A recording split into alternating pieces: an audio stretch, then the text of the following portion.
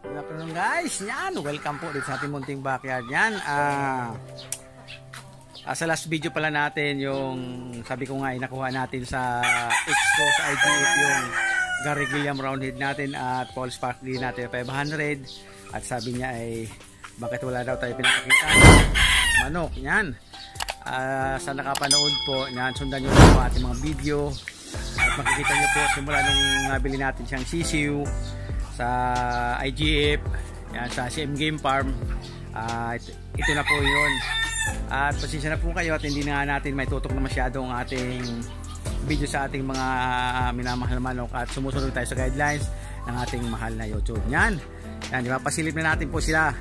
Ito yung sa nag-comment po Ayan. Ayan, nasa likod po natin yan, si Gary Gilliam Roundhead at si Paul Sparkley. Ayan. 5 months na po siya ngayon kasi February natin nakuha siya sa IGF. Sa naglaan IGF February 2024. Yan. Nakuha natin siya sa IGF na 5 GO lang po siya. Yan.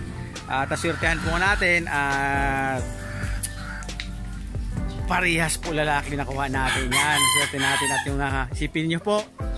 Sa nag-comment po, sipin nyo sa daming sisiw namili po tayo na sabi niya paswertehan na nga kung makuha natin ay lalaki parehas.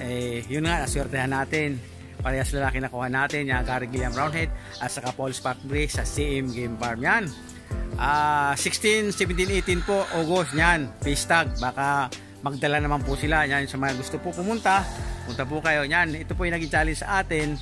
Sabi ko nga, pwede naman may kakain naman tayo mga kabar ng medyo malalaki na, kaso lang mas pinili natin na sisiw para challenge po sa atin na mga backyard kung kaya natin po silang palakihin. Nagawa naman natin, kaya kung sakaling mag-breed tayo ng pangmaramihan na alam na natin po kung ano ang gagawin natin, ano na ang discard natin. Yan. Sana naman sir, nasagot ko na, napasili po na sa inyo. Pasensya ka na po at hindi natin masyadong may tutok nga yung sabi ko nga gamit kung sumusunod tayo sa guidelines ng ating mahal na YouTube. Yan, sundan nyo po, nandyan, may mga video po yan sa mga last video po natin, mga February pa hanggang March. At palagi ko naman po ina-update yon yung nabili po natin sa International Game Ball Festival Expo 2024 sa nagdaang pong February. Yan, ngayong August po pistaga naman po. Yan, gusto po yan, pasilipin natin. Ayun magkatabi sila guys. Yan, 5 months old na po sila. Yan, at sabi nga